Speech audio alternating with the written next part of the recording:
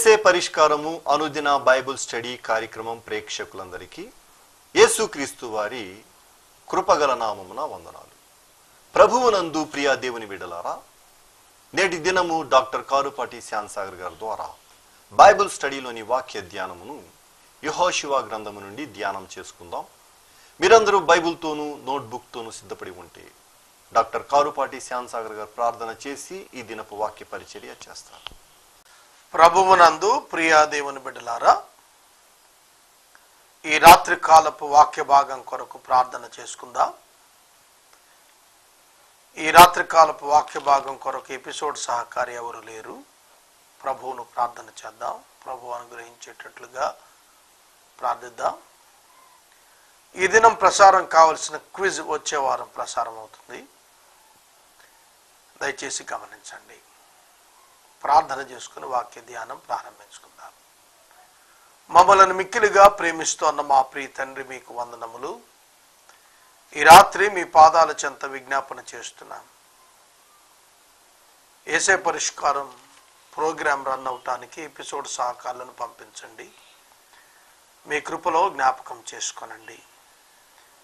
వాక్యం వింటున్న ప్రతి ఒక్కరిలో మీ పట్ల విశ్వాసం, మీ అందలి భయభక్తులు అనుగ్రహించండి. ఘనత, మహిమ, ప్రభావాలు మీరే పొందండి. మా రక్షకుడైన యేసు ప్రభు నామంలో ప్రార్థిస్తున్నాం తండ్రి, ఆమేన్. ప్రభువునందు ప్రియా దేవుని బిడ్డలారా, దయచేసి మీ పరిశుద్ధ బైబిల్ గ్రంథాన్ని తెరవండి. యెహోషువ గ్రంథం 6వ అధ్యాయం 26వ వచనం. గత రాత్రి కాలపు వాక్య భాగంలో ఎరికోను ఆక్యుపై చేయటానికి, స్వాధీనం చేసుకోవటానికి, ఎరికో కోట గోడలు విస్ఫోటనాత్మకంగా బ్రద్దలైపోయేటట్లుగా దేవుడు చేసిన ఘనమైన కార్యాన్ని చూశాం. ఎరికో పట్టణంలో ఉన్న ప్రతిదీ శపించబడినదిగా దేవుడు ఎంచాడు. శపించబడినది ఎవరు తీసుకున్నా వారు శపించబడతారనేది తెలియబడుతోంది. ఎరికో పట్టణం స్వాధీనం చేసుకునే విషయాల్లో కొన్ని పాఠాలు మనం నేర్చుకున్నాం. 26వ వచనం చదువుదాం. ఆ కాలమున యెహోషువ జనముల చేత శపథము చేయించి వారికి ఇలాగు ఆజ్ఞాపించెను. ఎవడు ఎరికో పట్టణమును కట్టింప పూనుకొనునో వాడు యెహోవా దృష్టికి శాపగ్రస్తుడగును. వాడు దాని పునాది వేయగా వాని జ్యేష్ఠ కుమారుడు చచ్చును. దాని తలుపులను లేవనెత్తగా కనిష్ఠ కుమారుడు చచ్చును. యెహోషువకు తోడై ఉండెను గనుక అతని కీర్తి దేశమందంతటా వ్యాపించెను. 26వ వచనంలో దేవుడైన యెహోవా ఎరికో పట్టణాన్ని తిరిగి నిర్మింపబూనుకున్నవాడు శాపగ్రస్తుడని, అతని జ్యేష్ఠ కుమారుడు కనిష్ఠ కుమారుడు కూడా ఆ పట్టణ నిర్మాణ సమయంలో చనిపోతారని, అది దేవుని యొక్క శాపంగా చెప్పబడింది. ఇది రాజులు మొదటి గ్రంథం 16వ అధ్యాయం 34వ వచనంలో ఇది నెరవేరింది. రాజులు మొదటి గ్రంథం 16వ అధ్యాయం 34వ వచనంలో, అతని దినములలో బేతేలీయుడైన హీయేలు ఎరికో పట్టణమును కట్టించాడు. అతడు దాని పునాదులు వేయగా అబీరాము అని అతని జ్యేష్ఠపుత్రుడు చనిపోయాడు. దాని గవునులను ఎత్తగా సెగూబు అని అతని కనిష్ఠ కుమారుడు చనిపోయాడు. ఇది నూను కుమారుడైన యెహోషువ ద్వారా యెహోవా సెలవిచ్చిన మాట చొప్పున సంభవించెను. ఇశ్రాయేలు జనాంగములో యూదా రాజైనటువంటి ఆసా ఏలుబడి కాలంలో ఈ ప్రత్యేకమైనటువంటి షోమ్రోను అనే పట్టణమును కట్టిస్తున్న సందర్భంలో ఆహాబు దేవతా స్తంభాన్ని నిలిపాడు. హీయేలు ఎరికో పట్టణాన్ని కట్టించినప్పుడు ఇశ్రాయేలీలలో ఈ భయంకరమైన దృశ్యం సంభవించింది. కనుక దేవుడు సెలవిచ్చినది జరిగింది. ఇక్కడ మనం తెలుసుకోవలసింది ఏమిటి అనగా, దేవుడు శపించినది మన జీవితంలోనికి రావటానికి వీల్లేదు. దేవుడు నిషిద్ధంగా ఇచ్చినటువంటిది మన జీవితాల్లో చేర్చుకోకూడదు. అలా చేర్చుకుంటే దాని పర్యవసానాన్ని కూడా మనం చేర్చుకున్నట్లే. కనుక ఇది శపథంగా తీసుకున్నారు ఆనాటి ఇశ్రాయేలు జనాంగం. యెహోషువ ప్రజలతో శపథంగా చేయించాడు. మేమెవ్వరము ఇది పూనుకొనము కట్టడానికి అనేది శపథం. ప్రియమైన దేవుని బిడ్డలారా, ఈ రాత్రి యేసుక్రీస్తు నామమునందు విశ్వాసం ఉంచిన వారందరికీ ఒక శపథం ఉంది. అదేమిటంటే, తిరిగి పాత రోత విడిచిన జీవితాన్ని నిర్మించకూడదు. అలా నిర్మిస్తే మరణమే. జాగ్రత్తగా వింటున్నారా? విశ్వాసి పాపములో కంఫర్టబుల్గా నివసించటానికి ఇష్టపడినప్పుడు దేవుడు అతనికిచ్చిన రక్షణను తీసివేయడు, కానీ అతనికిచ్చినటువంటి ఆయుష్ నుండి అతన్ని తీసేస్తాడు. ఫిజికల్ డెత్ వస్తుంది. ఈ విషయాన్ని మనం గుర్తుపెట్టుకోవాలి. పాపమును ప్రేమించి దానిని అనుభవించుటకు శరీరాన్ని అప్పగించిన వ్యక్తులు శ్రమల పాలయ్యారు. చరిత్ర దీనికి మనకు చాలా తేటైన సాక్ష్యాన్ని చెబుతోంది. తర్వాత 27వ వచనంలో చాలా ప్రాముఖ్యమైన మాట వ్రాయబడింది. ఇది మనం చాలా జాగ్రత్తగా పరిశీలించి మన జీవితాల్లో కూడా నెరవేర్చుకోవచ్చు. యెహోవా యెహోషువకు తోడై ఉన్నాడు గనుక అతని కీర్తి దేశము అందంతటా కూడా ప్రబలినట్లుగా, ప్రచురమైనట్లుగా, వ్యాపించినట్లుగా దేవుని యొక్క వాక్యం సాక్ష్యమిస్తోంది. యెహోషువకు యెహోవా తోడై ఉన్నాడు. That is the only reason for the glorification of Jashuva. యెహోషువ పొందినటువంటి ఘనతకు, కీర్తికి కారణము దేవుడు తోడై ఉండటం. ఈ రాత్రికాలం ఈ పదం నాకు మీకు అర్థం కావాలి. దేవుడు తోడుగా ఉండటం. దేవుడు తాను యెహోషువ ద్వారా నెరవేర్చాలనుకున్న పనిని తాను చేపట్టాడు. కాబట్టి తానే యెహోషువకు తోడుగా ఉంటాడనమాట. కనుక అలా ఉన్నాడు కాబట్టే కీర్తి విస్తరించింది. మీరు బైబిల్ గ్రంథంలో ఒక్కొక్క భక్తుని చరిత్ర తీసుకుంటే, యాకోబు భక్తుడు ఒంటరిగా లాబాను గృహానికి చేరాడు. అన్నగారైనటువంటి ఏశావును మోసం చేశాడు, తండ్రిని మోసం చేశాడు. అన్న చంపుతాడేమో అనే భయం కలిగింది. తల్లిదండ్రులే అతనిని లాబాను గృహానికి వెళ్ళమని సలహా ఇచ్చి పంపించారు. ఒంటరిగా వెళుతున్నాడు. ఒంటరిగా వెళ్ళినటువంటి ఆ యాకోబు దేవుడు అతనికి తోడై ఉన్న కారణంగా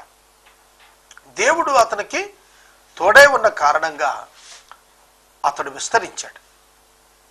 లాబాను ఇంట 10 మార్లు అతని జీతం మార్చబడినప్పటికీ, లాబాను ఇంట అతడు ఉన్నటువంటి కాలమంతటిలో కూడా 21 సంవత్సరాలు ఇంచుమించు దేవుడు అతనికి తోడుగా ఉన్నాడు.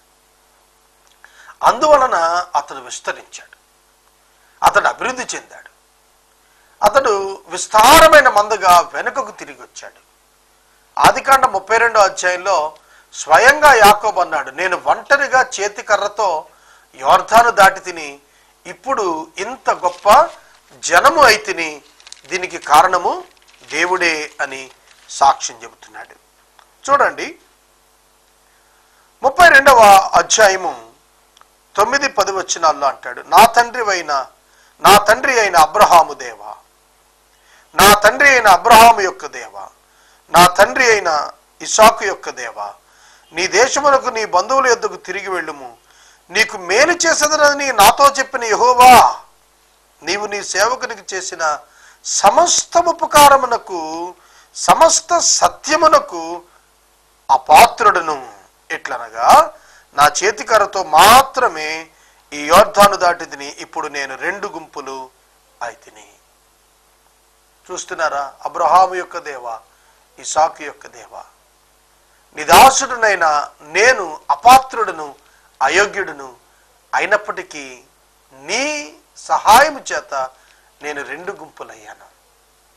ప్రియమైన దేవుని బిడ్డలారా, నా జీవితంలో, మీ జీవితంలో మనము అభివృద్ధి చెందాలనగా, కీర్తి విస్తరింపచేయబడాలి అని అనగా మనము నేర్చుకోవలసినది ఏమిటంటే దేవుడు మనకు తోడుండాలి. దేవుని హస్తం మనకు తోడుగా ఉండాలి. అప్పుడే మనం ఆశీర్వదించబడతాం. తర్వాత భక్తుడైనటువంటి దావీదు గారిని తీసుకోండి. దావీదు భక్తుడు తన తండ్రి అయిన యెషయా గారి యొక్క మందలను మేపుతూ ఉండేవాడు. కుటుంబంలో కనిష్ఠుడు, 8వ వాడు. అతడు ఎంతగా అభివృద్ధి అయ్యాడు. దేవా, నన్ను ఇంతగా హెచ్చించుటకు నేనెంతటి వాడునని దావీదు భక్తుడు ప్రార్థన చేశాడు. 40 సంవత్సరాలు ఇశ్రాయేలు జనాంగం మీద అతడు రాజుగా ఉన్నాడు. 7 సంవత్సరాలు హెబ్రోనులో, 33 సంవత్సరాలు యెరూషలేములో అతడు జాతంతటి మీద కూడా చక్రవర్తిగా పరిపాలన చేశాడు. ఒక సాధారణమైనటువంటి గొర్రెల కాపరి సింహాసనాసీనుడై విస్తారమైనటువంటి ప్రభావం కలిగినటువంటి రాజుగా పరిపాలన చేశాడు. ఎక్కడిది సామర్థ్యం అంటే దేవుడు తోడు, దేవుని సన్నిధి, దేవుని ప్రణాళిక. ఈ రాత్రికాలం మనం కూడాను ఆయన ప్రణాళికను గుర్తెరుగుదాం. ఎవరైతే ఆయన ప్రణాళికను అర్థం చేసుకుని ఆయనతో సంబంధం, సహవాసములను కొనసాగించి లేఖనానుసారమైన జీవితాన్ని జీవిస్తారో వారి కీర్తి విస్తరిస్తుంది. అలాగనే దావీదు గారి కుమారుడైన సొలొమోను గారు. సొలొమోను మహారాజు, చక్రవర్తి. సొలొమోను అంత ఉన్నతమైన జ్ఞానము చేత ఆశీర్వదించబడ్డాడు. విస్తారమైన సంపద చేత కూడా ఆశీర్వదించబడ్డాడు. అతడు అంతగా దీవించబడినప్పుడు అతని కీర్తి విశ్వవ్యాప్తంగా వ్యాపించింది. షేబా దేశపు రాణి అతని జ్ఞానాన్ని విని చూడాలని చెప్పి అతని ఇంటికి వచ్చినట్లుగా వాక్యం చెబుతాంది. కనుక అతని కీర్తి వ్యాపించడానికి కారణం ఏమిటి అనగా దేవుడు అతనికి ఇచ్చినటువంటి విశేషమైనటువంటి జ్ఞానం. సొలొమోను గారికి ఇవ్వబడిన జ్ఞానం అపరిమితమైనటువంటిది. మానవులలో అంత గొప్ప జ్ఞాని లేడనేది వాస్తవం. అటువంటి జ్ఞానం అతనికి ఇవ్వబట్టి దేవుడు అతని కీర్తి వ్యాపించింది. సోదరుడా, సోదరి, ఆదికాండం గ్రంథం 26వ అధ్యాయానికి వెళ్తే ఇస్సాకుకు దేవుడు తోడై ఉన్నందున ఆ దేశములో అతడు మిక్కిలి గొప్పవాడైనట్లుగా రాసింది. యోబు గ్రంథం 42వ అధ్యాయంలో యెహోవా అతనికి తోడై ఉన్నందున ఆ దేశమందంతటా కూడా అతని కీర్తి వ్యాపించింది. అతడు దీర్ఘాయుష్మంతుడయ్యాడని చెప్పి వ్రాయబడింది. మోషే భక్తుని తీసుకోండి. అతని కీర్తి వ్యాపించడానికి కారణం అతని వంటి ప్రవక్త, ముఖాముఖిగా యెహోవాను ఎరిగినటువంటి ప్రవక్త మరొకడు లేడని చెప్పి మోషేను గురించి వ్రాయబడింది. కనుక దేవుడు ఎవరికి తోడుగా ఉంటే వారి కీర్తి విస్తరిస్తుంది, వారి ప్రభావం విస్తరిస్తుంది. దేవుడు అవినీతిమంతులకు తోడుండడు. దేవుడు పాపాత్ములకు తోడుండడు. దేవుడు నరహంతలకు తోడుండడు. ఆయన పిల్లలు, ప్రత్యేకించబడిన వారికి ఆయన సన్నిధి సమీపం. ఈ రాత్రి వాక్యం వింటున్న ప్రతి ఒక్కరికి నేను మనవి చేస్తున్నాను, దేవుడు మనలను ప్రేమించి ఆయన సంతానముగా, ఆయన పిల్లలముగా ఉండట కొరకు దేవుడు మనలను అంగీకరించాడు. తర్వాత ఈ యొక్క యెహోషువ గ్రంథం 6వ అధ్యాయం చివరి మాటలో మనం చూస్తున్నప్పుడు చాలా ప్రత్యేకంగా యెహోషువకు దేవుడు తోడుగా ఉండబట్టి అతని కీర్తి దేశమందంతటా వ్యాపించింది. ప్రజలు అతనిని గౌరవించారు, అతని మాటను ప్రజలు విన్నారు. ఇక 7వ అధ్యాయంలో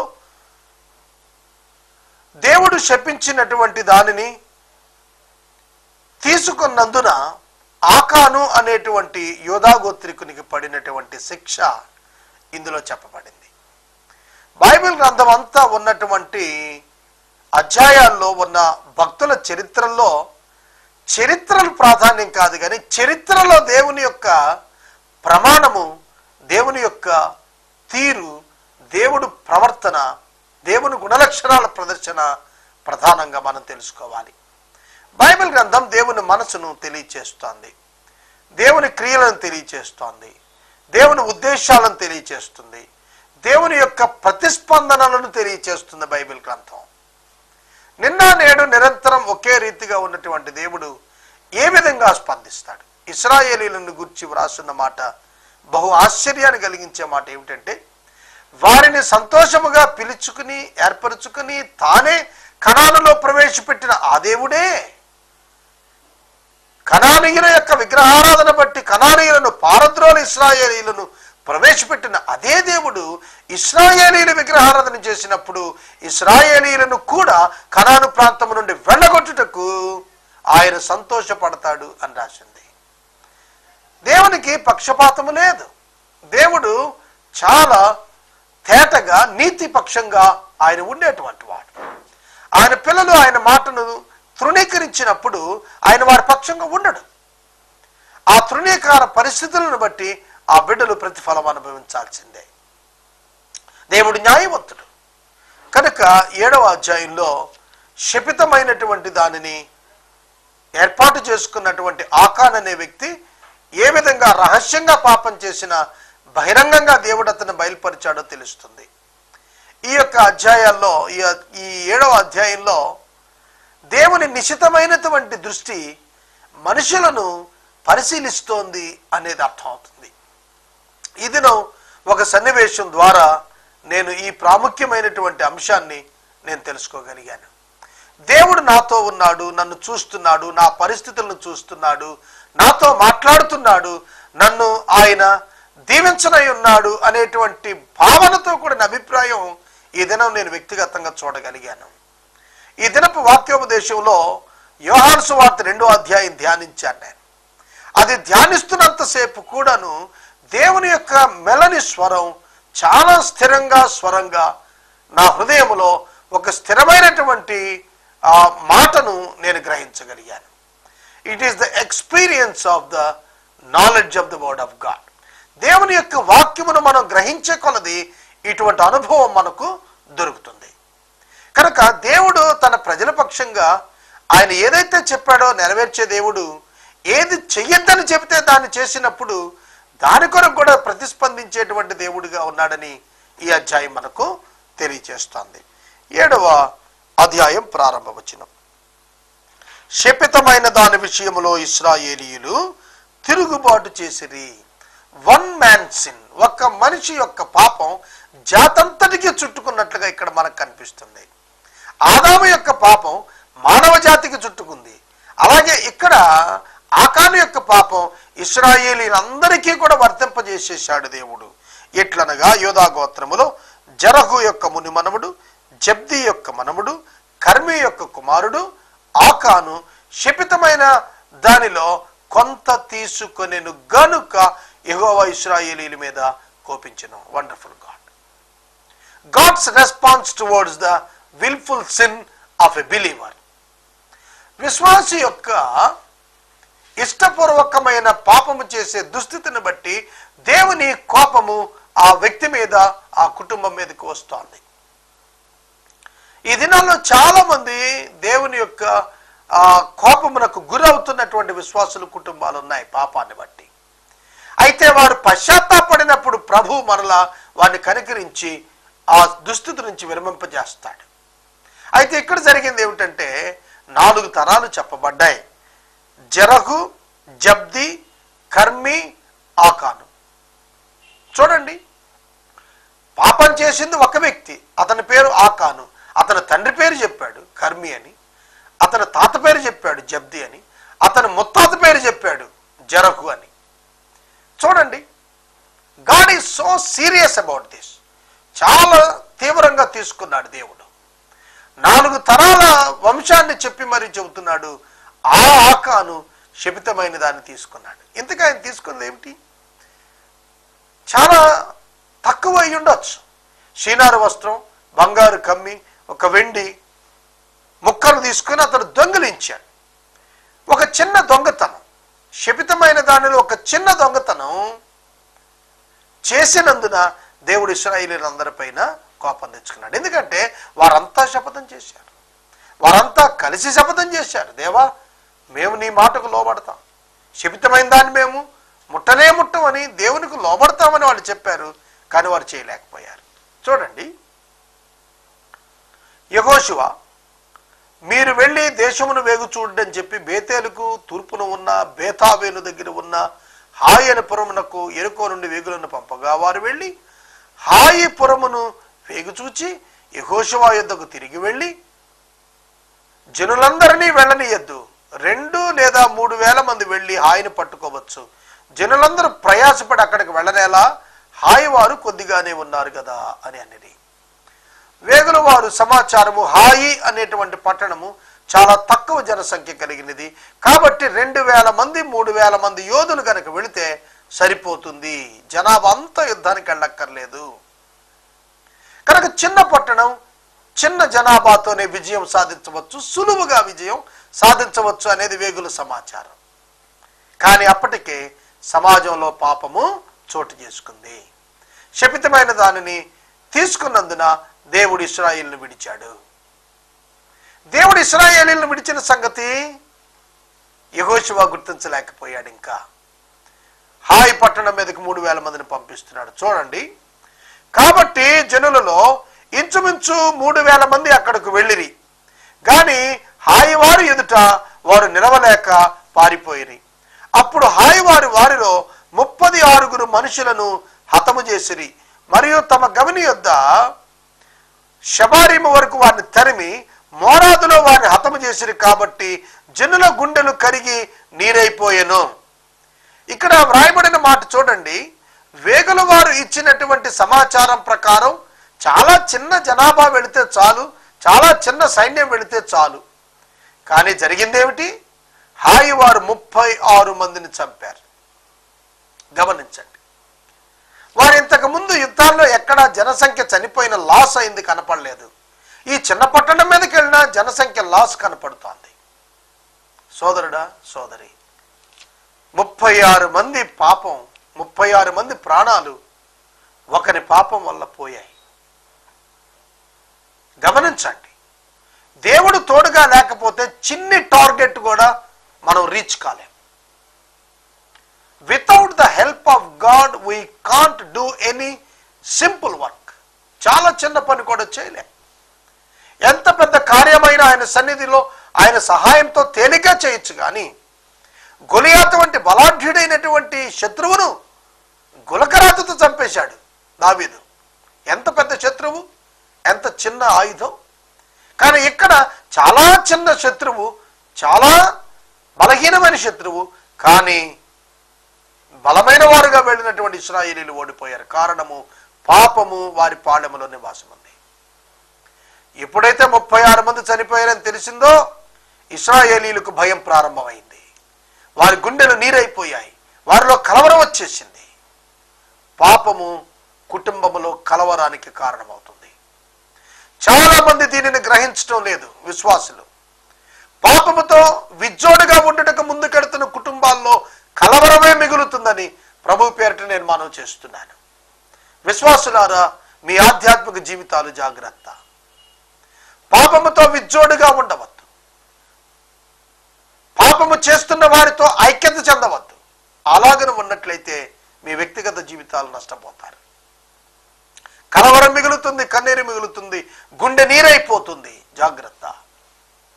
ఇది వాస్తవం, జరిగిన సంఘటన. అప్పుడు యెహోషువ దేవుని సన్నిధికి వెళ్ళి మొరపెడుతున్నాడు. యెహోషువ తన వస్త్రాలు చింపుకొని తానును ఇశ్రాయేలు పెద్దలను సాయంకాలం వరకు మందసం ఎదుట నేల మీద ముఖం మోపుకొని తమ తలల మీద ధూళి పోసుకుని, అయ్యో ప్రభువా యెహోవా, మమ్మును నశింపు చేయనట్లు అమోరీయుల చేతికి అప్పగించుటకు ఈ జనులను యోర్దాను నీవెందుకు దాటించితివి? మేము యోర్దాను అద్దరిని నివసించటం మేలు. ప్రభువా కనికరించుము. ఇశ్రాయేలీలు తమ ఎదుట తమ శత్రువుల ఎదుట నిలవలేక వెనుకకు తిరిగినందున నేనేమి చెప్పగలను? కనానీయులను ఈ దేశ నివాసులు అందరూ విని మమ్మను చుట్టుకొని మా పేరు భూమి మీద ఉండకుండా తుడిచివేసినట్లా ఘనమైన నీ నామమును గురించి నీవేమి చేయదు అని ప్రార్థన చేస్తున్నాడు. ప్రార్థన మాత్రం చక్కగా చేశాడు. ప్రభువా, కనానీయులు మమ్మల్ని చుట్టుకుంటారు, అప్పుడు మేము నాశనం అయిపోతాం, తీసుకొచ్చి నీ పేరేమైపోతాయి. భక్తులు ఎంతవరకు దేవా నీ పేరేమవుతుందని అడుగుతున్నారు తప్ప మా బ్రతికెందుకు ఎట్లా అయిందని అడగలేకపోతున్నారు. అడగాల్సింది ఒకటి, అడుగుతోంది వేరొకటి. రేపటి దినం ఈ ప్రార్థన గురించి నేను వివరిస్తాను. ఎపిసోడ్ సహకారులు కావాలి, దయచేసి ముందుకు రమ్మని నేను మనవి చేస్తున్నాను. ఈరోజు ప్రసారం కావలసిన క్విజ్ వచ్చే వారం ప్రసారం అవుతుంది. ఏసే పరిష్కారం ప్రోగ్రాం పవర్ కట్ లేకుండానట్లుగా ప్రభు సహాయం చేయనట్లు ప్రార్థించండి. ప్రభు ఇచ్చిన మంచి వాతావరణం కొరకు దేవునికి కృతజ్ఞత. మనము ఇంతవరకు డాక్టర్ కారుపాటి శాంత్ సాగర్ గారి ద్వారా బైబిల్ స్టడీలోని వాక్య ధ్యానమును యెహోషువ గ్రంథము నుండి ధ్యానం చేసుకున్నాం. ఈ కార్యక్రమం ద్వారా మీరు పొందుకొనుచున్న ఆత్మీయ మేలులు ఒక ఉత్తరం ద్వారా మాకు తెలియచేయండి. మీ ప్రార్థనా మనవులు మాకు తెలియచేస్తే యేసే పరిష్కారం కార్యాలయంలో ఏర్పాటు చేసిన ప్రత్యేక ప్రార్థనా శిబిరంలో మీ కొరకు ప్రార్థిస్తాం. మీ కుటుంబ పక్షముగా ఒక ఎపిసోడ్ ప్రసారం చేయాలనుకున్నారు మాకు తెలియచేస్తే మా సిబ్బంది మీ గృహాలను దర్శిస్తారు. ముగింపు ప్రార్థన ఆశీర్వాదాలతో ఈ కార్యక్రమాన్ని ముగించుకుందాం. ప్రార్థన చేద్దాం. మమ్మల్ని మిక్కిలిగా ప్రేమిస్తున్న మా ప్రీతండ్రి, మీకు వందనాలు. వాక్యం విన్న బిడ్డలను దీవించండి. ఎపిసోడ్ సహకారాన్ని పంపించండి. ఆర్థిక అవసరతలు తీర్చండి. మీపై ఆధారపడ్డాం, మీరు సహాయం చేయండి. యేసునామములో ప్రార్థిస్తున్నాము తండ్రి, ఆమేన్. మన తండ్రి అయిన దేవుని ప్రేమ, కుమారుడి యేసయ్య కృప, పరిశుద్ధాత్మ దేవుని యొక్క అన్యోన్య సహవాసం సదాకాలం మనందరికి తోడై ఉండును గాక. ఆమేన్.